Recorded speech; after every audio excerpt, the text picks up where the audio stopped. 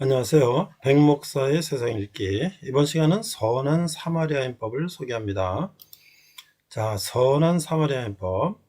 Good Samaritan Law. 자, 착한 사마리아인의 법이라고 한다. 성경에서 예수가 전한 한 선한 사마리아인에 비유해서 따온 법 개념이다. 간략하게 설명하면 생면부지의 타인을 돕는 사회 분위기를 만들고자 하는 법이라고 할 수가 있다. 자, 크게 처벌조항과 면책조항으로 구분할 수 있는데요. 면책조항의 경우에는 도와주고 나서 누명을 쓰는 걸 두려워해서 사람들이 스스로 선행을 자제하는 것을 방지하기 위함이다. 그래서 현재 미국, 캐나다 등 많은 나라에서 입법화되어 있는데요. 국내에서는 응급의료에 관한 법률이라는 이름으로 면책조항만이 제정되어 있습니다. 자, 이제 반대로요. 또 이게 아마 정당방위에 관한 법 같은데요. 위급한 상황에서 타인을 해치는 것을 정당화하는 카르네아데스의 판자가 있다. 자, 이 설명 두 번째 보면 면책조항은 뭐냐? 위급한 상황에서 처한 다른 사람을 돕다가 의도하지 않은 무리한 상황에 처하더라도 정상참작 또는 면책될 수 있다. 예를 들어서 그 CPR을 하는데요. 이제 응급으로 가슴에 이렇게 호흡을 이렇게 하도록 누르는 것이죠. 그런데 대상이 다치는 경우에 구조행을 하다가 상대가 잘못된 경우에도 법적인 책임을 지지 않는다. 사실 요즘에는 이 법 때문에 응급처치 교육을 할 때 무섭다고 살살하지 말고 갈비뼈를 부러뜨릴 수 있을 정도로 압박해라 라고 교육하는 경우가 많다고 합니다. 특별히 이 조항이 없었더라도 정당행위나 긴급피난으로 무죄가 되긴 하지만 법을 공부하는 것이 아닌 이상 일반의 일을 인지하기는 힘들다. 이런 면책조항을 굳이 따로 만드는 이유는 확실하고 간단하게 법적 분쟁을 끝내기 위함이다 라고 말하고 있어요. 자, 처벌조항이 있는데요. 한국과 달리 외국에서는 타인을 구조하는 과정에서 자신에게 위험한 상황이 초래될 가능성이 없음에도 불구하고 위급한 상황에 대한 처한 사람을 돕지 않을 경우에 처벌이 가능한 나라도 있다. 근데 한국은 아직 이 법은 제정되지 않았다는 겁니다. 자, 처벌 조항에 대한 비판이 있어요. 도덕과 법을 동일시한 문제가 있다. 착한 사마리안 법은 위기에 빠진 사람을 외면해서는 안 된다는 근본적으로 도덕적, 윤리적인 문제 아래 시행되는 법인데 그 의도는 좋지만 도덕과 법의 잣대를 엄격히 구분할 경우 비판의 대상이 된다. 예를 들어 물에 빠진 사람을 구하지 않을 경우 과연 이것을 법적으로 처벌할 가능성이 가능하냐라는 주요 비판 대상이 된다. 다만 물에 빠진 사람이 자기가 데려온 어린 친척인데도 구하지 않은 등 특별한 책임져야 할 사유가 있는데도 구하지 않은 경우에는 일반적인 형법으로도 행동하지 않았음을 이유로 처벌받을 수가 있다는 거예요. 선한 사마리아인법은 전혀 관계가 없는 사람의 경우에도 의무를 확장시키는 것인데 현행법은 구할 의무가 있는 자가 의무를 이행하지 않은 경우만을 부작위법으로 처벌하나 선한 사마리아인법의 처벌 조항은 직업이나 부모 자식 등에 관계가 없는 이들도 의무를 이행하도록 강제하고 그렇지 않으면 처벌한다 이렇게 돼 있어요. 또한 불완전한 착한 사마리아인법은 본래 목적을 달성하기 어렵고요. 특히 위기에 빠진 사람을 도와주는 의로운 사람을 보호하지 않는다면 앞서 설명했듯이 징태한 양날을 만드는 악법이 된다 라고 하고 있습니다. 자, 이 적용범위에 모호성이 있는데요. 타인의 이익을 위해서 개인의 자유를 어디까지 희생시키는 것이 옳은가라는 부분에서 의견이 대립된다는 거예요. 자신에게 위험한 상황이 초래될 가능성이 없는 한 위험에 처한 타인을 도와야 한다는 할 때 어떤 상황까지 구조 거부를 인정해줘야 하느냐의 부분에서 의견이 대립합니다. 예를 들어서 길가에서 된 사람을 봤지만 구조하지 않은 이가 있을 때 사마리아법으로 처벌하기 위해서는 이 사람이 구조를 왜 하지 않았는지를 따져야 하는데 이때 어떤 법인까지 인정을 해줘야 하느냐에 문제가 있다는 거죠. 실제로 프랑스에서 사마리아법이 있다고는 하나 이를 입증하기가 어려워서 실제로 처벌받는 일은 매우 드물다라고 하고 있어요. 즉 구조를 하지 않은 사람이 단순히 나는 그 사람을 못 봤다고 하거나 길가에 쓰러져 있는 게 환자인지 위장한 강도인지 내가 어떻게 하냐고 진술하면 마땅히 대꾸할 말이었고 실제로도 이렇게 많이 피해 간다고 합니다. 정리하자면 이런 문제가 나오는 이유는 도덕과 제도적인 법률에 괴리가 생기기 때문인데 명칭이 유래인 선한 사마리아에 대한 문답은 개인이 할 수 있는 바람직한 행동이 핵심인데 반해 선한 사마리아의 법은 그것을 의무화시키기 때문이다. 도덕적으로는 납득할 수 있더라도 법적으로는 기준이 모호한 영역이 된다라고 하고 있는데요. 자, 한국에서는요. 이 처벌적 여부가 있는데 구조하지 않을 시 처벌한다는 착한 사마리아의 법은 일제강점기에는 일본 형법이 적용됐기 때문에 존재했지만 일본으로 해방되고 1953년 우리 고유의 형법을 만들 때 착한 사마리안법 조항은 삭제했다는 거예요. 이는 당시 3년 동안 계속된 한국 전쟁 직후의 사회적 혼란 때문인데 먹을 게 없어서 굶어 죽거나 길거리에 병든 사람들이 속출하던 때였는데 나조차도 입에 풀칠하기 어려운 시설에 남을 도와라, 돕지 않으면 처벌하겠다라고 하기에는 매우 곤란했다는 거죠. 다만 대한민국 형법에서는 부조를 요하는 자를 방치하는 경우는 유기죄로 처벌하는데 법률 계약상 의무가 있는 자가 부조를 요하는 자를 방치하는 경우에 처벌을 규정하고 있다 하고 있습니다. 8년 동안 법률 계약상 의미 없는 자는 유기죄의 주체가 되지 않는다고 해서 해석하고 있고요. 쉽게 하자면 생명부지의 타인을 도와주지 않아 그 사람이 사망한다 해도 범죄자가 되지는 않는다는 소리다 이겁니다. 포장마차에서 우연히 술 먹다가 같은 방향으로 동행하던 사람이 굴러떨어져 얼어 죽든 말든 동행한 사람이 유기죄의 죄책을 지지 않는다. 이는 일반적인 부작위 법률 계약 외에도 사회상계나 조리에 의한 자기 의무를 지는 것과는 비교가 되는 거예요. 자, 면책조항. 두 번째, 면책조항의 경우 응급의료에 관한 법률이 제정되어 시행 중에 있어요. 그 CPR, 심폐소생술과 면책조항이 있는데, 심폐소생술의 성추행 고소와 관련하여 자세한 내용은 요건 이제 다른 법에 한번 참고를 하면 될 것 같고요. 자, 관련 규정을 보니까 과거 구해줬더니 보따리 내놓으라 나는 일에 휘말릴 수 있다는 우려 때문에 2008년 6월 응급의료에 관한 법률이 개정되었고 같은 해 12월에 적용됐는데, 자, 응급의료에 관한 법률은 5조 2항에 보니까 생명이 위급한 응급 환자에게 다음과 같고의 어떤 하나에 해당하든 응급의료 또는 응급처치를 제공하여 발생한 재산상 손해와 사상에 대하여 고의 또는 중대한 가실이 없는 경우 그 행위자를 민사책임과 상해에 대한 형사책임을 지지 아니하며 사망에 대한 형사책임은 감면한다 이렇게 돼 있어요. 자, 그 다음에 이제 선언법이 있는데 다음 항목에 어느 하나에 해당하지 아니하는 자, 응급처치, 응급의료종사자 이런 도 있고요.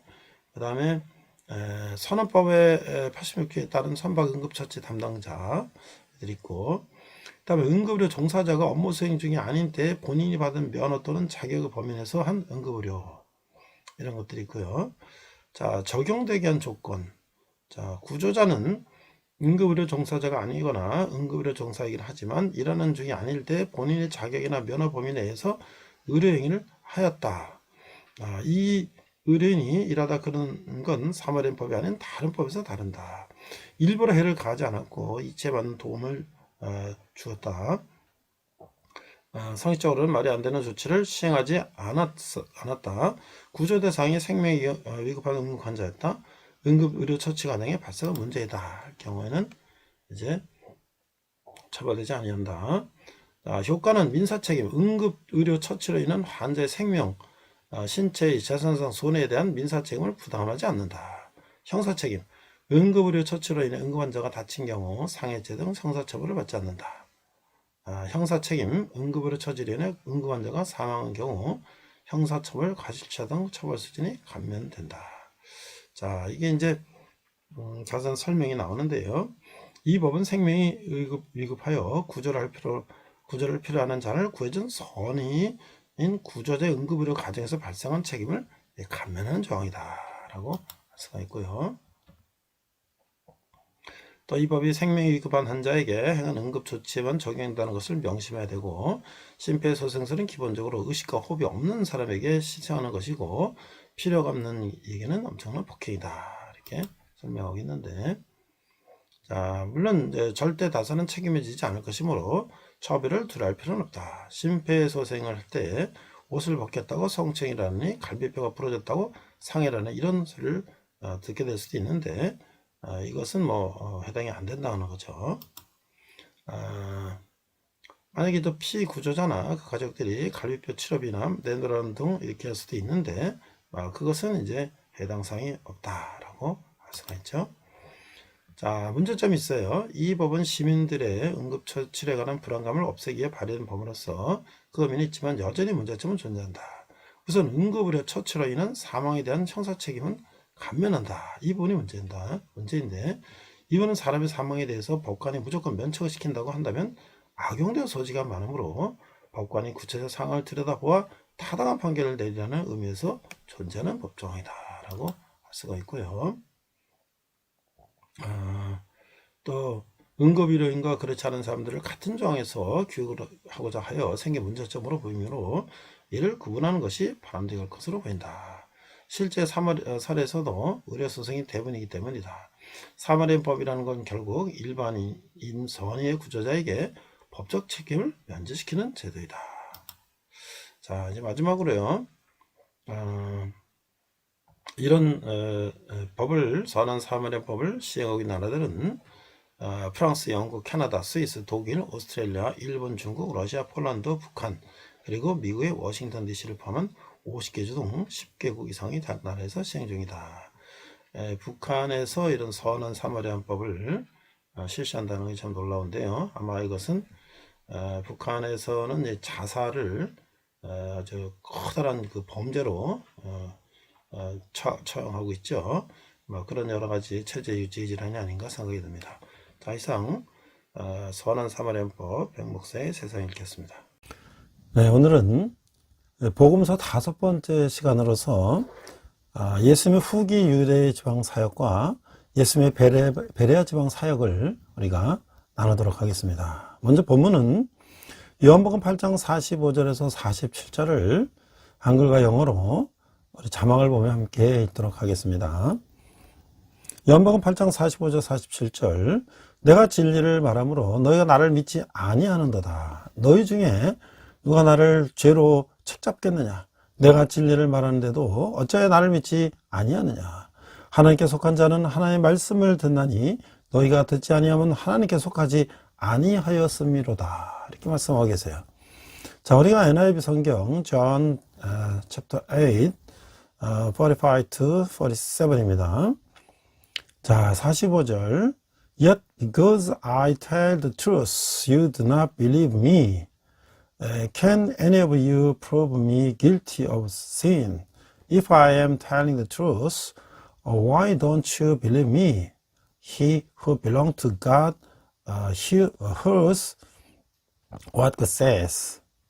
The reason you do not hear is that you do not belong to God. 이렇게 돼 있어요. 자, 우리가 예수님의 후기 유대지방 사역을 보면 이제 초막절과 수전절을 지키기 위해서 예루살렘을 방문하면서 유대 지역에서 사역을 하시는데요. 이 기간 예루살렘에서 가늠한 여인을 용서하면서 예루살렘 종교 지도자들과의 적대 감정이 더욱 고조되고 있어요. 70일의 제자들을 파송하며 수전절을 지키고 갈릴리로 다시 이동하시는데요. 첫 번째 초막절 참여를 보니까 초막절은 이스라엘 백성들이 출애굽하여 광야 생활을 하던 시절을 기억하는 절기죠. 이 절기는 우리 달력으로는 10월에 지키는데 예루살렘에는 이미 예수님에 대한 적대 감정이 고조되고 있어요. 이런 상황 속에서 예수님에 대한 반응도 여러 가지를 볼 수가 있죠. 이 절기 초막절 끝에 예수님은 생수에 관한 설교를 들려주시는데 이 절개는 신라한 물을 기르다가 하나님께 바치는 절차가 있어요. 이것을 이용해서 예수님 자신이 생수라는 것이죠. 영원히 목마르지 않게 하는 생수라고 하는 것인데 이사야서 55장 1절에 보니까 오라 너희 목마른 자들아 물로 나오라 돈 없는 자도 오라 너희는 와서 사 먹되 돈 없이 값없이 와서 포도주와 젖을 사라고 했어요. 예수님은 인간의 갈급한 심령을 소생시키고 변화시키시고 또 변화시키는 샘물이시고 그 물은 성령을 가르치는 거예요. 자, 또 이제 가늠한 여인을 용서하시는데 예루살렘 성전에서 예루살렘 지도자들은 예수님을 공경에 빠뜨려 없애려가는 노력을 이미 시작하고 있어요. 그들은 가늠하는 현장에서 재판 여인을 어떻게 다루시는가를 보고 예수님에게 올가미를 씌우려고 하죠. 이 가늠한 여인은 당시의 유대법으로는 돌로 현장에서 즉결 처분하여 쳐 죽이는 그런 범죄이죠. 예수님은 신적 지배를 발휘하시고 너희 중에 죄 없는 자가 먼저 돌로 쳐라 라고 판결했어요. 죄 없다고 돌을 던질 사람은 없었던 것이죠. 군중들은 하나둘 흩어지고 홀로 남은 여인을 향해서 나도 너를 정죄하지 아니하노니 가서 다시는 죄를 범하지 말라고 하시니라 라고 그 여인을 용서해 주셨죠. 자, 이제 또 요한복음 8장 45, 47 오늘 이제 본문인데요. 이 진리는 무엇인가? 자, 8장 45절 내가 진리를 말함으로 너희가 나를 믿지 아니하는도다. 너희 중에 너가 나를 죄로 책잡겠느냐? 내가 진리를 말하는데도 어찌하여 나를 믿지 아니하느냐? 하나님께 속한 자는 하나님의 말씀을 듣나니 너희가 듣지 아니하면 하나님께 속하지 아니하였음이로다 라고 말씀하고 계시죠. 자, 그 다음에 이제 또 70인을 파송하는 장면이 나오는데요. 누가복음 10장 1절에서 14절 보니까 70인을 세워서 보내시다. 1절 그의 주께서 따로 70인을 세워서 친히 가시려는 각 동네와 각 지역으로 둘씩 앞서 보내시며 이르시되 추수할 것을 많되 일꾼이 적으니 그러므로 추수하는 주인에게 청하여 추수할 일꾼들을 보내주소서 하라. 갈지어다 내가 너희를 보냄이 어린 양을 이리 가운데로 보낸 것 같도다. 전대나 배낭이나 신발을 가지지 말며 길에서 아무에게도 문안하지 말며 어느 집에 들어가든지 먼저 말하되 이 집이 평안할지어다 하라. 만일 평안을 받을 자에게 사람이 거기 있으면 너의 평안이 그에게 머물 것이요 그렇지 않으면 너에게로 돌아오리라. 7절 그 집에 유하며 주는 것을 먹고 마시라. 일꾼이 그 삭슬을 받는 것이 마땅하니라. 이 집에서 저 집으로 옮기지 말라. 8절 어느 동네에 들어가든지 너희를 영접하거든 너희 안에 앞에 차려놓은 것을 먹고 거기는 병자들을 고치고 또 말하기를 하나님의 나라가 너에게 가까이 왔다 하라. 어느 동네에 들어가든지 너희를 영접하지 않거든 그 거리로 나와서 말하되 너희 동네에서 우리 발에 묻은 먼지도 너에게 떨어버리노라. 그러나 하나님의 나라가 가까이 온 줄을 알라 하라. 내가 너에게 말하노니 그 날의 소돔이 그 동네보다 견디기 쉬우리라. 화 있을진저 고라시나 화 있을진저 벳세다야 너에게 행한 모든 권능을 두로와 시돈에서 행하였더라면 그들이 벌써 베옷을 입고 제에 앉아 회개하였으리라. 심판대에 두로와 시돈이 너희보다 견디기 쉬우리라. 가버나움아 네가 하늘에까지 높아지겠느냐? 음부에까지 낮아지리라. 너희 말을 듣는 자는 곧 내 말을 듣는 것이요 너희를 저버린 자는 곧 나를 저버리는 것이요 나를 저버린 자는 나 보내신 이를 저버리는 것이라 하시니라. 그렇게 말씀하겠어요. 그러니까 예수님이 제자들이 주의 이름으로 귀신들이 항복하는 일에 이제 흥분한 모습을 다 이런 모습도 볼 수가 있어요. 20절 보니까 그러나 귀신들이 너에게 항복하는 것으로 기뻐하지 말고 너의 이름이 하늘에 기록된 것으로 기뻐하라 하시니라. 자, 이 귀신을 쫓아내고 병을 낫게 하는 이 기복적이고 이 센세이션한 이것보다 우리의 이름이 생명책에 기록되는 것을 기뻐하라고 말씀하고 계세요. 생명책에 기록된다는 것은 하나님 나라의 백성의 삶을 살아간다는 것이 아니고 무엇이겠어요? 누가복음 10장 18절에 복음이 전파되니 사단이 하늘로부터 번개처럼 떨어지는 모습을 보았다고 돌아온 제자들이 보고하고 있어요. 이것은 영적 싸움의 승리를 보여주는 것이고 요한계시록에서 용과 싸움에서 예수님이 이기는 모습을 예견하는 거예요. 하나님 나라가 서게 되는 것을 말하는 것인데 이제 사탄은 그 적수를 만난 것이에요. 자, 이제 또 우리가 너무나 잘 알고 있는 이 선한 사마리인의 비유가 나오게 되는데 자, 누가복음 10장 25절에 37절을 보니까 자비를 베푼 사마리아 사람이 나와요. 자, 25절 어떤 율법 교사가 일어나 예수를 시험하여 이르되 선생님 내가 무엇을 하여 영생을 얻으리까? 예수께서 이르시되 율법에 무엇이라 기록되었으며 내가 어떻게 읽느냐? 대답하여 이르되 내 마음을 다하여 목숨을 다하며 힘을 다하며 뜻을 다하여 주 너희 하나님을 사랑하고 또한 내 이웃을 네 자신같이 사랑하라 하였나이다. 28절 예수께서 이르시되 네 대답이 옳도다. 이를 행하라. 그러면 살리라 하시니 그 사람이 자기를 옳게 보이려고 예수께 여짜보되 그러면 내 이웃이 누구니까? 예수께서 대답하여 이르시되 어떤 사람이 예루살렘에서 여리고로 내려가다가 강도를 만나매 강도들이 그 옷을 벗기고 때려 거의 죽은 것을 버리고 갔더라.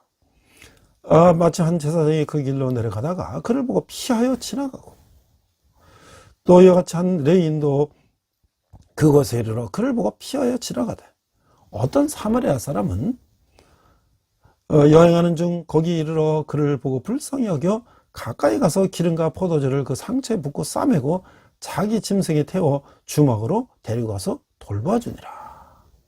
그 이튿날 내가 돌아올 때에 갚으리라 했으니 내 생각에는 이 세 사람 중에 누가 강도 만난 자의 이웃이 되겠느냐. 이르되 자비를 베푼 자이니이다. 예수께 이르시되 가서 너도 이와 같이 하라 하시니라. 자, 이 예수님께서 끈질기게 올가매를 씌우려는 이 종교 지도자들의 이 계략이 이어지고 있는데, 이제는 한 율법사가 예수님께 영생 얻는 길이 무엇이냐고 묻고 있어요. 예수님은 그들이 율법의 전문가들이니 율법이 무엇이라고 하는가를 되묻고 하나님 사랑, 이웃 사랑이라고 답변을 해요. 그 예수님은 그렇다. 그런데 이것을 지켜야 영생을 얻는 것이라고 하시면서 한 비유를 들려주시고 그가 누가 진정한 이웃 사랑을 보이는 불인가를 묻고 계시는 거죠. 이것이 선한 사마리아인의 비유인 것이. 이 비유에 제사장, 레인, 사마리아 등 세 부류가 나오는데 강도를 만나 부상을 당해 쓰러진 한 사람을 놓고 제사장과 레인은 그냥 피했어요. 이 사마리아만 그 사람을 도왔다고 하는 것이죠. 사마리아는 이스라엘 사람과는 적대적인 관계에 있는 사람이죠. 여기서 예수님 당시 이웃이라는 개념을 어떻게 생각하고 있는지를 우리가 살펴볼 필요가 있는데요. 당시 유대인 사회에서 이웃이란 신앙의 동지 또는 정치적, 종교적 동지 혹은 정당 동지를 이웃으로 생각하는 거예요. 이것을 오늘 우리가 생각하는 그냥 이웃 개념과는 너무나 같다는 거예요. 우리는 흔히 우리가 남이가 하면서 남이 아니라고 여기는 서로에게 이웃의 의식을 강하게 보여주지만 그 남이 가는 선을 넘어가면 그들은 우리의 이웃이 아니라고 생각하는 것이 문제예요. 예수님이 말하는 이웃의 범위는 하나님 나라의 백성 전체 또는 백성이 되어야 하는 그 모든 사람, 즉 요한복음 33장 16절에 나오는 하나님이 사랑하는 이 세상을 말하는 것이. 우리는 이웃사랑을 말하기 전에 먼저 우리의 이웃의 범위가 어디까지인지를 우리가 생각하고 그 개념을 바꿔야 한다는 것이죠. 자, 또 이제 종교적 위선을 꾸짖는 장면이 나오는데요. 바리새인과 율법교사의 얘기가 나옵니다. 누가복음 11장 37절에서 12장 2절에 보면 예수께서 말씀하실 때에 한 바리새인이 자기와 함께 점심 잡수기를 청함으로 들어가 앉으셨더니 잡수기 전에 손 씻지 아니하심을 그 바리새인이 보고 이상히 여기는지라. 주께서 이르시되 너희 바리새인은 지금 잔과 대접의 같은 것은 깨끗이 하나 너희 속에는 탐욕과 악독이 가득하다. 어리석은 자들아, 겉을 만드시니가 속도 만들지 아니하셨나. 그러나 간에 있는 것으로 구제하라. 그러면 모든 것이 너에게 깨끗하리라. 화 있을진저 너희 바리새인이여, 너희가 박하와 운양과 모든 채소의 11조는 들이되 공의와 하나님께 대한 사랑은 버리는도다. 그러나 이것도 행하고 저것도 버리지 말아라 할지니라. 43절 화 있을진저 너희 바리새인이여, 너희가 회당의 높은 자리에와 시장에서 문안 받는 것을 기뻐하는도다. 화 있은저 너희여, 너희는 황토장한 무덤 같아서 그 위를 밟는 사람이 알지 못하느니라 라고 말씀하겠어요. 그 예수님은 이들의 위선을 단호하게 비판하고 있는 것이죠. 이들 바리새인에게는 규율과 형식은 있지만 은혜의 교리는 없기 때문에 그들은 다른 이들을 도와주지 못하고 오히려 심을 지우는 자들이에요. 이들을 경계하며 그들의 위협을 조심하라고 당부하고 있어요. 이어서 항상 깨어 있어야 한다고 가르치고 있는 것이죠. 예수님 당시 바리새인과 오늘 우리의 어떤 차이가 있는가를 우리가 한번 묵상해 보면 좋을 것 같아요. 우리도 이 바리새인들 같은 짐은 없을 거예요. 예수님 당시에 바리새인들은 모세율법에 아주 충실한 율법주의자로서 종교 지도자였어요. 그런데 이상하게 바리새인들은 예수님에게 항상 적대적이었고, 그래서 예수님은 그들에게 화해선저하면서 강력한 경고를 하셨던 것이죠. 그렇다면 오늘날 우리는 바리새인들의 모습을 통해서 나 자신을 냉철하게 성찰해 보아야 할 것이죠. 나는 진정 거룩하게 되기보다 사람들에게 거룩하게 보이려고 애쓰진 않는가? 나는 하나님께 인정받기보다 사람에게 인정받기를 더 바라고 원하고 있지는 않는가? 나는 다른 이들을 이해하려고 하기보다 내 규칙에 따라 판단하고 있지는 않는가? 나는 실질적인 내용보다 형식적인 의식을 갖추는데 더 많은 시간을 하려고 있지는 않는가? 라는 것이죠. 자, 이제 수전절에 참석하신 예수님이 나오는데요. 이 셀루쿠스 왕조의 안티오쿠스 4세가 성전에 모세의 법에 의해 부정한 짐승으로 규정되어 있는 이 돼지를 제물로 바치고 제우스 신상을 성전에 배치하고 할례를 금하고 많은 유대인들을 노예로 팔아버리는 이 만행을 저지르게 되죠. 이에 격분한 당시 제사장인 마따디아와 그 5 아들이 중심이 돼서 BC 167년 이 반란을 일으키고 예루살렘을 탈환하고 성전을 회복하여 깨끗하게 하는 거예요. 그것을 바로 수전절이라고 하는 것이죠. 예루살렘에서 예수님에 대한 적대감은 더욱 고조되자 예수님은 갈릴리 지방으로 이제 돌아가게 되는 것이죠. 자, 오늘 우리가 선한 사마리아는 누군가? 너무나 잘 아는 이야기인데요. 자, 이 말로만 사람을 살리고 세우는 이들이라는 이제 이효준 장모님의 이제 블로그를 한번 보니까 이런 이야기를 써 있어요. 자, 필자가 근무하며 봉사하는 근처에 김밥집이 2곳이 있습니다. 한 곳은 50대 후반에서 60대 초반의 연세로 권사님인지 집사님인지 정확히 알 수는 없지만 교회 다니시는 분은 분명하다. 근데 한 곳 김밥집은 50대 후반 부부가 운영하는데 그 김밥집 안에는 늘 촛불을 켜놓고 그곳에서 나오는 목탁 소리는 고얀 아침을 괴롭히고 있다. 자, 그런데 저는 종교를 떠나서 원래부터 목탁 소리를 듣기 싫어했어요. 하지만 언젠가부터는 어느 정도 이해를 하기 시작했는데 옆 중학교 모 선생님과 함께 도로를 깨끗이 청소하며 교통정리를 매일 아침마다 봉사를 하고 있어요. 그러다 보면 목탁 소리가 들리는 김밥집 부부는 늘 우리에게 커피와 과일 주스, 삶은 계란을 대접하여 아침에 학생들 김밥 및 간식거리 판매하면 무척 바쁜 시간임에도 변함없이 저희 2 사람에게 대접을 함으로 듣기 싫었던 목탁 소리가 이제는 많이 괴롭지는 않게 됐다는 거예요. 다른 한 김밥집은 교인임에도 불구하고 자신의 집 앞에 청소를 해줘도 고맙다는 말 한마디가 없어요.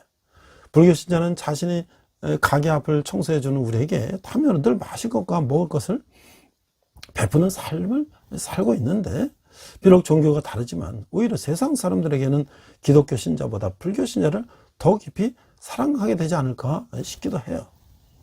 그 유명한 누가복음 10장 25장 37절에서 예수님의 비유 속에 사마리아인처럼 행동하라고 하셨어요. 자비를 베풀다는 말은 구약에서 하나님의 선함과 진실함과 자기 백성에 대한 사랑을 총칭하는 말인데 따라서 하나님을 사랑하는 사람이 할 일은 선행이라고 하는 거예요. 곧 내가 주께서 내 앞에 두신 가난한 자의 이웃이 되어야 하지 않겠느냐라는 당부의 말씀이 아니겠는가라는 것이죠. 영성에 관한 질문은 율법자에게 예수님은 그 생각을 물었고 그런 마음과 목숨과 힘을 다하여 하나님과 이웃을 사랑하는 성경 말씀으로 대답을 했어요.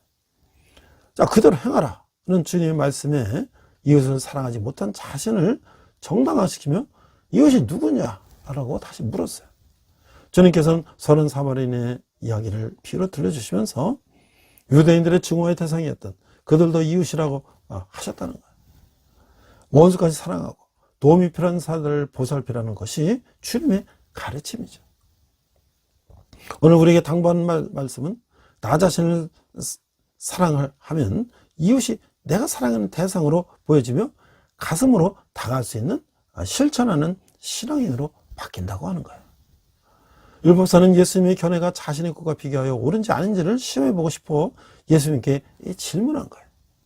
질문 율법사는 자신의 이웃이 누구인지를 몰라서 묻는 것이 아닌 것이죠. 율법사는 이미 이웃에 대한 정의를 나름대로 갖고 있었으라고 판단이 되는 것이죠. 율법사는 자신의 생각이 옳음을 확인하며 스스로 이웃을 많이 사랑하는 사람으로 평가하고 싶은 마음이 있었을 것이죠. 그러나 당시 유대인들의 사랑은 매우 제한적이어서 그들의 사랑에는 사마리아인이나 이방인 같은 사람들이 이제 빠져 있다고 하는 거예요. 그들의 이웃 사랑에는 오직 동족과 자신들과 코드가 맞는 사람들 뿐이었다고 하는 것이죠. 예수님께서 지적하고자 하시는 중요한 메시지가 바로 여기에 담겨 있음을 알 수가 있어요. 당시 유대인들이 가졌던 고질적인 종교법에 대한 집착을 지적하신 거예요. 구원은 율법을 잘 지킴으로써 얻어지는 것이 아니라 안식일은 왜 있는 거예요? 안식일은 분명 사람을 위해서 있는 것이지 안식을 위해서 사람이 있는 것이 아니라고 성경은 말씀하고 있어요. 그러므로 율법은 인간이 하나님을 잘 섬기고 이웃을 보다 더 사랑하라고 하나님께서 제정해 주신 거예요. 하지만 유대인들은 율법에 매여서 하나님 사랑도 이웃 사랑도 제대로 할 수가 없는 율법의 노예들에 대해서 하나님께서 값없이 주신 사랑의 선물을 누리지 못하고 사는 것이. 그리고 유대인들이 가지고 있는 이웃에 대한 편향 및 제한을 지적하고 계세요. 예수님은 비유로 사마리아인을 선한 사람으로 추천하셨어요. 예수님의 의도는 유대인들이 경멸하는 이 방이라 할지라도 이웃을 사랑하는 자를 하나님께서는 사랑하신다는 거예요. 특히 예수님이 바라면 유대인들에 대한 편협한 범위를 확대하는 것을 알아야 된다고 하는 것이죠. 자, 우리 한국교회 성도들도 신앙생활의 이름으로 예배를 드려야 한다, 또 기도해야 한다 하면서 이웃에 대한 사랑을 등하시하면 안 된다고 하는 것이죠. 그리고 우리 이웃은 누구예요? 함께 신앙한 사람들인가요? 혹시 내가 사랑할 수 있는 사람들만 정해놓고 이웃을 사랑하고 있다고 교만해하는 율법사 같은 사람은 아닐 거예요. 우리는 날마다 우리 이웃의 범위를 확장해 나갈 필요가 있다고 하는 거예요. 그 확장 속에서 주님의 뜨거운 사랑을 몸소 체험하며 실행하는 삶이 되어야 한다고 하는 것이에요. 특히 교회 안에서 이웃을 먼저 사랑하고 챙겨야 해요. 문제가 생겼을 때 자신의 견해와 높은 그리고 코드가 맞지 않는다 해서 싫어하거나 교회를 떠나라고 하거나 해서는 안 될 것이죠. 그것은 이웃을 사랑하는 주님의 부탁 말씀에 역행하는 거예요. 예수님 당시에도 권력과 힘으로 이웃을 다스렸으며 갑질의 행포가 심했었죠. 당시 종교적으로 힘과 권세로 교회를 다스리며 이웃을 불행하게 만들었던 그때의 이 지도자와 지금의 교회의 모습과 별 차이가 없는 것 같다는 거예요. 불쌍한 이웃을 챙기는 것이 아니라 자신의 권력과 힘 그리고 명성을 위하여 겉모술수와 이상한 꼼수로 선한 사마리아인들을 현혹하며 또 다시 예수님을 핑계로 자신의 목적을 위해 집착의 소굴로 이끌어가고 수단과 방법을 가리지 않다가 또 다시 예수님을 십자가 형태에 매달려 하고 있는 그런 모습들이 이제 한탄스럽다는 거예요. 로마서 2장 16절에 은밀한 죄가 드러난 날이 올 것이다 라고 말씀하고 있어요. 사람들 눈에 반듯하게 보일지라도 하나님 보시기에는 악한 행동이 있음을 깨달아야 한다고 하는 것이죠. 자신의 유익을 위해 그리고 권력과 부와 명성을 얻기 위해 경건한 척하며 겉으로는 자비를 베풀며 칭찬받기를 즐거워하며 오직 자신을 위해 수단과 방법을 가리지 않고 자행되는 행동을 하다 보면 사탄의 욕망 속으로 빠져들어가 그의 노예로 살게 되는 것이죠. 세상에는 완벽하게 선한 사람은 완벽하게 악한 사람도 없다고 하는 거예요. 오늘 선하다가도 내일이면 악해질 수 있는 것이 인간이죠. 흔히 교회를 세상 안에 있는 하나님의 나라라고 말하고 있어요. 이런 핑계로 어떤 신앙인들은 교회 안에 천사 같은 의로운 사람이 있어야 한다는 생각으로 교회의 부정적 모습에 실망하기도 하는 것이죠. 성도들도 서로를 비판하고 심판의 잣대로 보는 경우도 있어요. 그러나 교회는 하나님 나라의 표상이기도 하지만 세상 안에 존재하는 죄들의 모임이기도 하죠. 가끔 열심히 봉사하던 교우들이나 새 성도들이 기존 신자에 대한 실망으로 상처를 받고 교회를 떠나는 모습을 보면 그래서 열심히 안타까운 것이죠. 우리는 스스로 의인이라 말할 수 있나요? 그렇지 않다면 선인과 악인의 심판은 하나님께 맡기고 우리는 그저 자신의 삶이나 이웃의 아픔을 함께하는 삶을 살아야 하지 않을까요? 오로지 자신의 행복을 위해 잘못된 집착 속에 호적되며 자신의 마음에 들지 않는 성도들에게 상처를 주어가면서까지 교회를 파탄으로 몰고 가야 될까요? 오늘 예수님께서 당부하시는 사마리아인처럼 살기를 원하시는데 어째 교회 내 지도자들은 주님 말씀에 순종을 하지 않는지요. 세상은 아파 신음하는데 교회 안에는 지금도 제사장과 레위인들이 말로만 사람을 살리고 세우는 일에 열중하고 있어 심히 안타깝다고 하는 것이죠. 이게 바로 이 덕천교회 이효전 장로님이 블로그에 올린 글이에요.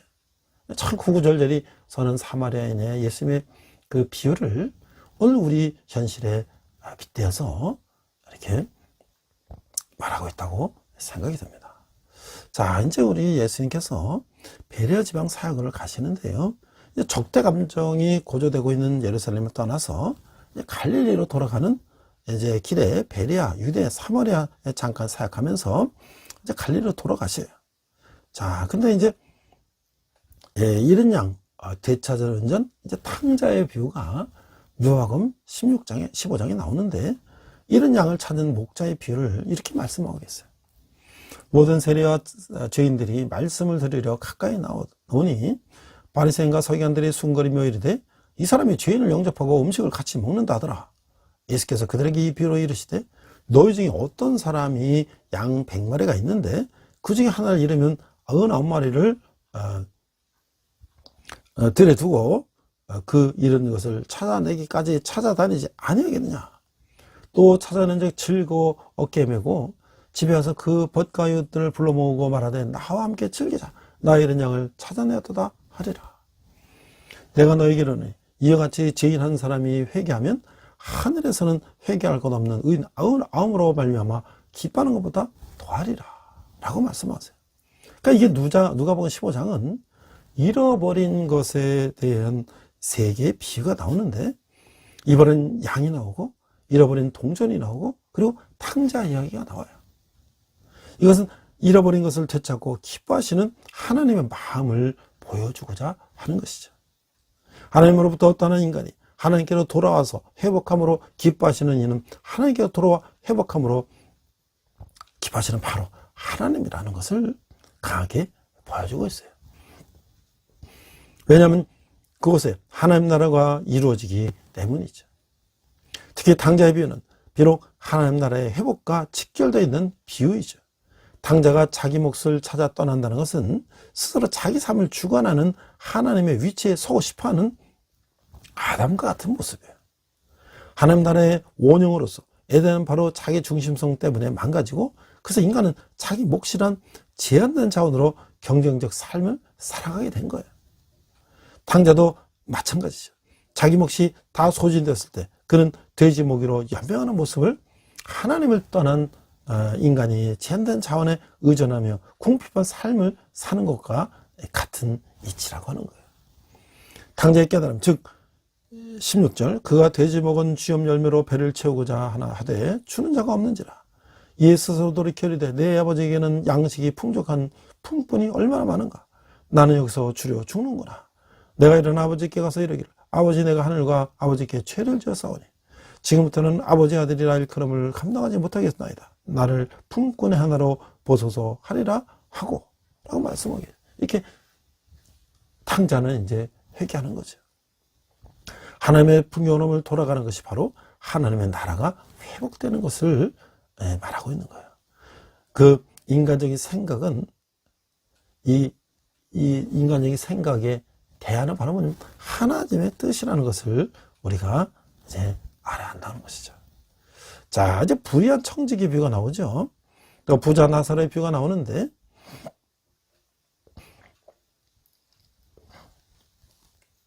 누가복음 16장에 보니까 또한 제자들에게 이르시되 어떤 부자에게 청지기가 있는데 그의 주인의 소유를 낭비한다는 말이 주인에게 들린지라. 주인이 그를 보러 이르되 내가 네게 대하여 들은 이 말이 어찌 됨이냐. 네가 보던 일을 세마라. 청지기 직무를 계속하지 못하리라 하니 청지기가 속으로 이르되 주인이 내 직분을 뺏으니 내가 무엇을 할까. 땅을 파자니 힘이 없고 빌어먹자니 부끄럽구나. 내가 할 일을 알았도다. 이렇게 하면 내 직분을 빼앗긴 후에 사람들이 나를 자기 집으로 영접하리라 하고 주인께서 빚진 자를 이리 불러다가 먼저 온 자에게 이르되 내가 내 주인에게 얼마를 빚졌느냐. 말하되 기름 100마리인다. 이르되 여기 네 증서를 가지고 빨리 앉아 50이나 쓰라 하고, 또 다른 얘기 이르되 넌 얼마나 빚졌느냐. 이르되 밀 100석입니다. 이르되 여기 네가 증서를 가지고 80이나 쓰라 하였는지라. 주인이 옳지 않은 청지기의 일을 지혜롭게 하였으므로 칭찬하였으니 이 세대의 아들들이 자기 시대에 있어서는 빚의 아들보다 더 지혜로우니라. 내가 너에게 말하니 불의의 재물로 친구를 사귀라. 그리하면 그 재물이 없어질 때에 그들이 너희를 영주할 처소로 영접하리라. 10절 지극히 작은 것에 충성되는 자는 큰 것에도 충성되고 지극히 작은 것에 불의한 자는 큰 것에도 불의하니라. 너희가 만일 불의한 재물에도 충성치 아니하면 누가 참된 것으로 너에게 맡기겠느냐. 너희가 만일 남의 것을 충성되지 아니하면 누가 너희 것을 너에게 주겠느냐. 집 하인이 두 주인을 섬길 수 없나니 혹 이를 미워하고 저를 사랑하거나 혹 이를 중히 여기고 저를 경히 여길 것임이라. 너희는 하나님과 재물을 겸하여 섬길 수 없느니라. 자, 이 누가복음 16장은 15장에서 계속해서 비유로 말씀하고 계시는데요. 15장의 비유는 잃어버린 것을 찾아가서 기뻐함에 대한 비유고, 16장은 재물과 관계 있는 비유인 것이죠. 불의한 청지기의 비유와 돈을 좋아하는 바리새인들은 경계, 그리고 부자와 나사로의 비유, 이것이 있는데, 첫 번째, 두 번째 비유는 이제 누가복음에만 나오는 비유예요. 자, 불의한 청지기의 불의한 재물로 친구를 사귀는 것을 예수님이 왜 칭찬하셨을까? 9절 내가 너에게 말하니 불의한 재물로 친구를 사귀라. 그리하면 그 재물이 없어질 때 그들이 너희를 영주할 처소로 영접하리라. 자, 이게 그 모순 때문에 이제 해석이 구구하죠. 일반적으로 이 비유는 하나님의 말씀을 맡았던 바리새인과 서기관들이 잘못함으로 지도권을 잃어버리게 된다는 해석과, 신자가 이 세상에 내세에 상관없게 하여 이 세상에 있을 동안 그 소유한 물질, 그것이 부정한 방법으로 소유가 된 것이라도 그것을 구제하는 것이 지혜롭다는 해석이 있는데, 이 두 번째 해석이 더 적합하지 않을까라고 생각이 되는 것이죠. 자, 아니 바리새인들의 위선이 나오는데요. 누가복음 16장 14절에 18절 보니까 율법과 하나님 나라의 복음이 나오는데, 바리새인들은 돈을 좋아하는 자들이라 이 모든 것을 듣고 비웃건을 예수께서 이르시되 너희는 사람 앞에서 스스로 옳다는 자들이나 너희 마음을 하나님께서 아시나니 사람 중에 높임을 받는 그것은 하나님 앞에 미움을 받는 것이더라. 율법과 선지자는 요한의 때까지요, 그부터 하나님 나라의 복음을 전파되어 사람마다 그리로 시집하느니라. 그러니 그러나 율법의 한 획이 떨어짐보다 천지가 없어짐이 쉬우리라. 오히려 자기 아내를 버리고 다른 데 장가드는 자도 가능하며, 오히려 버림당한 여자에게 장가드는 자도 가능하니라. 돈을 좋아하는 바리새인들의 잘못된 가치관을 깨워주고 있는 거예요.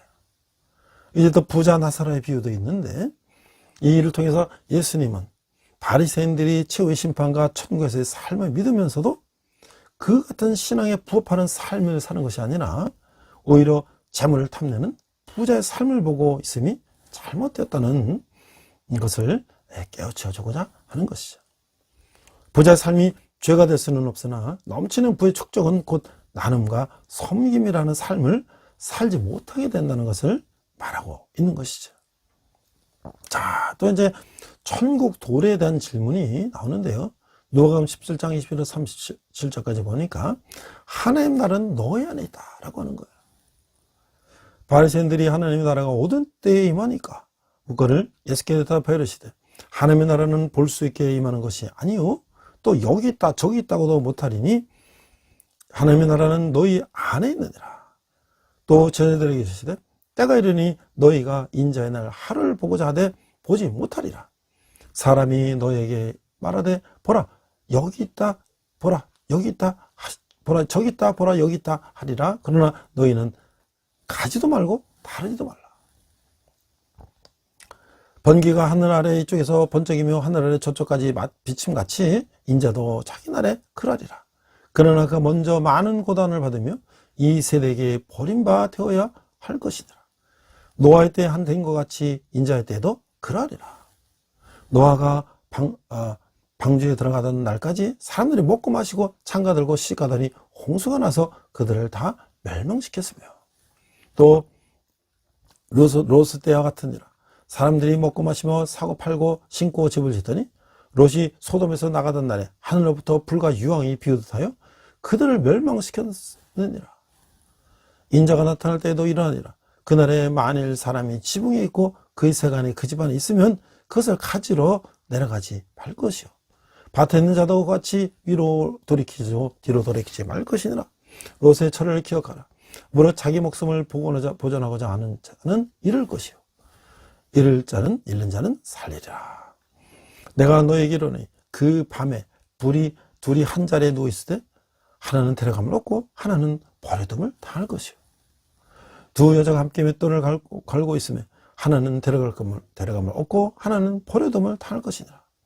그들이 대답하여 이르되 주여 어디오니까? 이르시되 죽음 있는 곳에는 독수리가 보이니라 하시니라. 자, 이게 천국 도래에 대한 바리새인의 질문은 다시 이제 주일날이 도래했다는 소문을 확인하려고 하는 것이에요. 자, 그 다음에 이제 그래서 데살로니가 후서 2장 1절에 보면 이 멸망하는 자들이 이렇게 말하고 있어요. 형제들아, 우리가 너에게 구하는 것은 우리 주 예수 그리스도의 강리하신가, 우리가 그 앞에 모임에 관하여 영어나 또는 말로나 또는 우리에게서 받았다는 편지로나 주의 날이 이르렀다고 해서 쉽게 마음이 흔들리거나 두려워하거나 하지 말아야 한다는 것이다. 두 번째는요, 과연 예수님이 이 문제에 대한 대답을 할 수 있는 메시아인가를 시험해보고 싶은 거예요. 여기 보면 예수님의 대답은 하나님 나라는 너희 안에 있느니라 라고만 대답하고 계세요. 이것은 하나님 나라의 현재성만 언급하는 것이죠. 예수님이 이 답변의 의도는 하나님 나라는 유대인의 생각처럼 눈에 보이게 하는 것이 아니라는 것을 이제 말씀하고 계시고, 하나님 나라는 마치 누룩이 온 밀가루에 스며들어 반죽이 부푸는 것처럼 서서히 이루어진다고 하고 있는 거예요. 또 비유로 말씀하시되 천국은 마치 여자가 가루 소말 속에 갖다 넣어 전부 부풀게 한 누룩과 같으니라. 자, 하나님 나라의 현재성은 하나님 나라가 관계 속에 이루어지고 있다. 이건 말씀이에요. 나와 하나님 그리고 나와 이웃의 바른 관계 속에서 하나님 나라가 이루어져 가고 있다라고 하는 것이죠. 나와 하나님 그리고 나와 이웃의 바른 관계 속에서 하나님의 나라가 이루어지고 있는데, 사랑과 화평의 관계, 나눔과 섬김의 관계가 있는 곳에 하나님 나라가 이루어진다라고 말씀하고 있는 것이죠. 자, 이제 또 부자 청년 얘기가 나와요. 누가복음 18장 18절에 3절 보니까 어떤 관리가 물어 이르시되 선한 선생님이여 내가 무엇을 하여 영생을 얻으리까? 예수께 이르시되 내가 어찌하여 나를 선하다 할거느냐? 하나님 한 분에는 선한 이가 없느니라. 내가 계명을 안 하니 간음하지 말라, 살인하지 말라, 도둑질하지 말라, 거짓 증언하지 말라, 내 부모를 공경하라 하였느니라. 여차오되 이것은 내가 어려서부터 다 지켰나이다. 예수께서 이 말을 들으시고 이르시되 내가 아직도 한 가지 부족한 것이 있으니 내게 있는 모든 것을 다 팔아 가난한 자들에게 나눠주라. 그러면 하늘에서 내게 보호가 있으리라. 그리고 와서 나를 따르라 하시니 그 사람이 큰 부자이므로 이 말씀을 듣고 심히 근심하더라. 예수께서 그를 보시고 이르시되 재물인 자는 하나님의 나라에 들어가기가 얼마나 어려운지 낙타가 바늘기로 들어가는 것이 부자가 하나님 나라에 들어가는 것보다 쉬우니라 하시니, 듣는 자들이 이르되 그런즉 누가 구원을 얻을 수 있나이까? 이르시되 무릇 사람이 할 수 없는 것을 하나님은 하실 수 있느니라. 베드로가 여짜오되 보옵소서 우리 것을 다 버리고 주를 따랐나이다. 이르시되 내가 진실로 너에게 이르노니 하나님과 나라를 위하여 집이나 아내나 형제나 부모나 자식을 버린 자는 현세 여러 배로 받고 내세 영생을 받지 못할 자가 없느니라 하시니라. 자, 어린아이 같은 마음이 하나님 나라를 소유할 수 있다는 이 말씀에서 이어서 하나님 나라를 소유하는 것을 방해하는 것은 재물의 욕심이다 라는 것을 말씀해주고 있어요. 즉 재물에 대한 소유욕은 하나님 나라를 소유하지 못하게 하는 것이라는 것이죠. 왜냐하면 하나님 나라의 기본 가치관은 나눔과 섬김에 있기 때문인 것이죠. 그래서 부자가 천국에 가기란 낙타가 바늘길을 통과하는 것보다 어렵다고 했어요. 예수님 당시에는 두 가지 타입의 바늘기가 있었는데, 하나는 오늘날 우리가 사용하는 바늘기 같은 구멍이 있고, 또 하나는 큰 문에 달려있는 작은 문이었어요.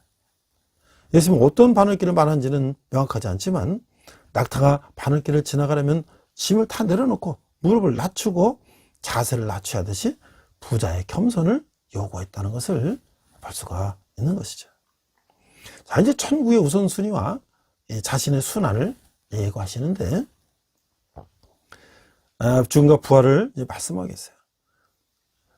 누가복음 18장 31절. 예수께서 12제자를 데리시고 이르시되, 보라, 우리가 예루살렘으로 올라가노니 선지자들을 통하여 기록된 모든 것이 인자에게 응하리라. 인자가 이방인들에게 넘겨져 희롱을 당하고 능욕을 당하고 침뱉음을 당하겠으며 그들을 책질하고 그들을 죽일 것이나 그는 3일 만에 살아나리라 하시되, 제자들이 이것을 하나도 깨닫지 못하였으니 그 말씀이 감췄으므로 그들이 그 예신 바를 알지 못하였더라.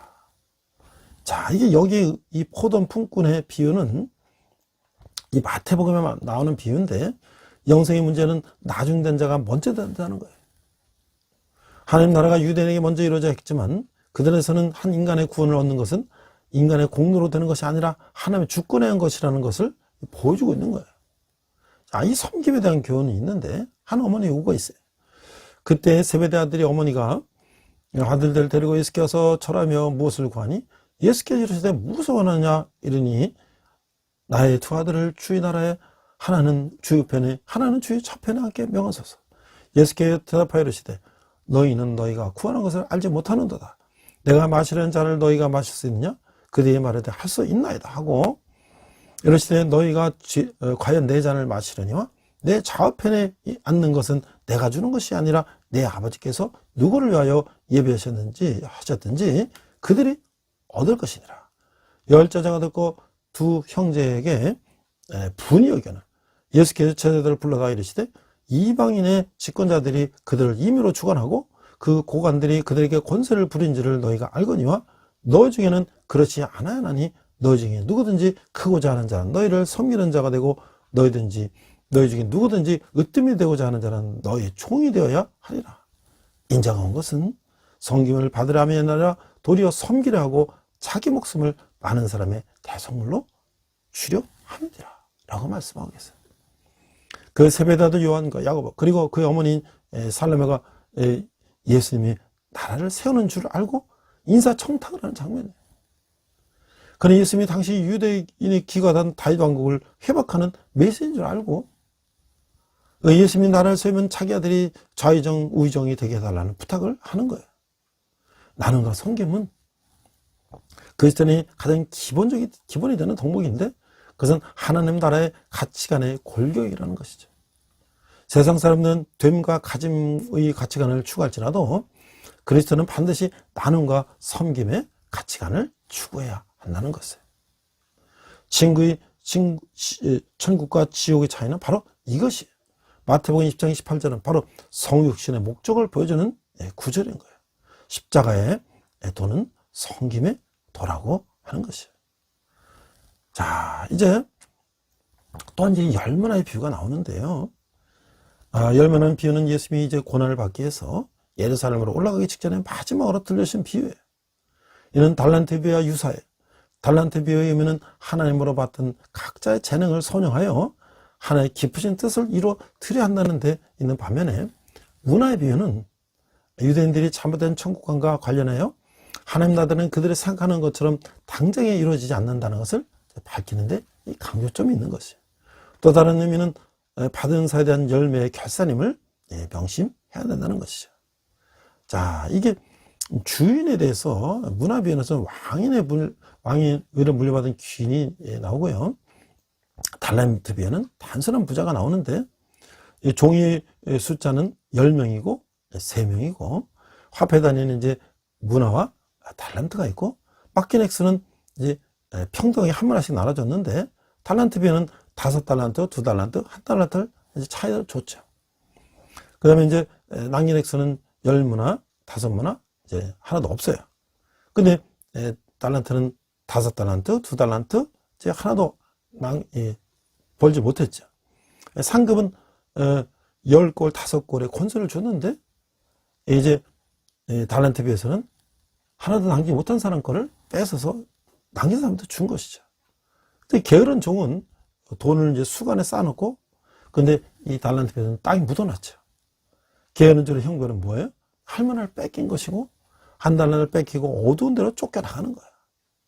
자, 이게 바로 천국의 비유라는 것이죠.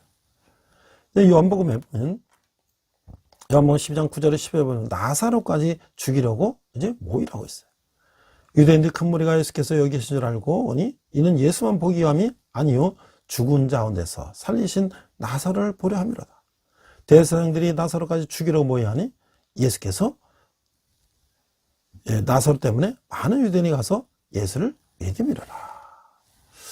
이제 종교 지도자들이 적대감을 가지고 이제 유대 종교 지도자들이 적대감이 고조되어서 이제 예수님은 예루살렘에서 마지막 고난을 받은 것을 아시고 이제 예루살렘으로 들어가게 되시는 거예요.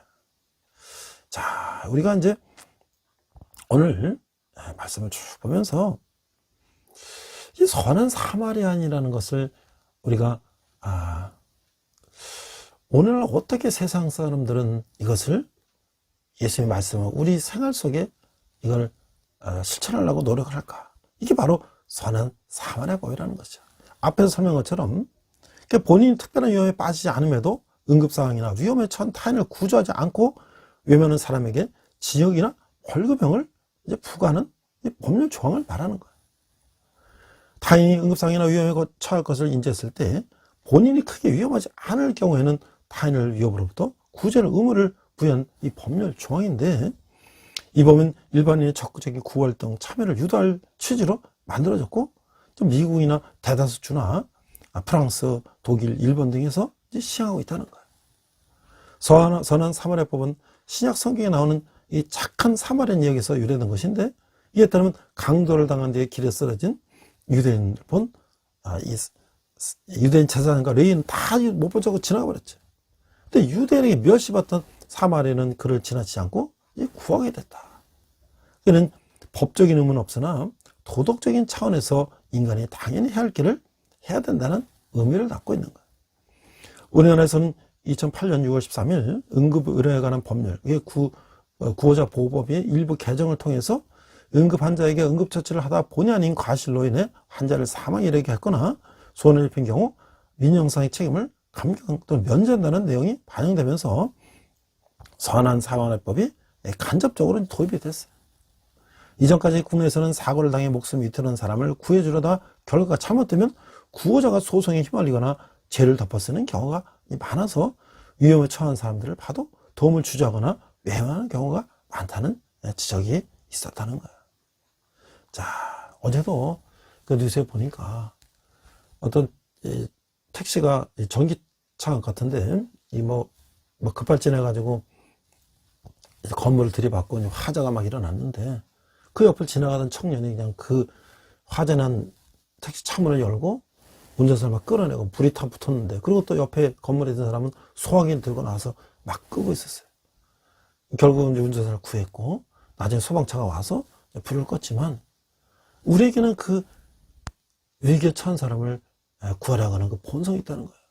예수님 바로 이 나눔과 섬김이 예수님께서 오늘날 우리에게 원하시는 삶이고, 그것이 바로 이 땅의 천국을 이뤄나가는 삶이라는 것이죠. 우리가 정말 바리새인 같은 그 위선적인 삶이 아니라 선한 사마리아 같은 삶을 살기를 노력해야 할 것입니다. 기도하겠습니다. 하나님 아버지, 은혜를 감사합니다. 오늘 예수님의 가르침을 통해서 우리가 어떻게 이 세상을 살아야 되는지, 자기의 이기심을 버리고 남을 위해서 살아가는 그 사랑을 실천하는 저희들 되게 하여 주시옵소서. 감사드리며 예수님 이름으로 기도했습니다. 아멘.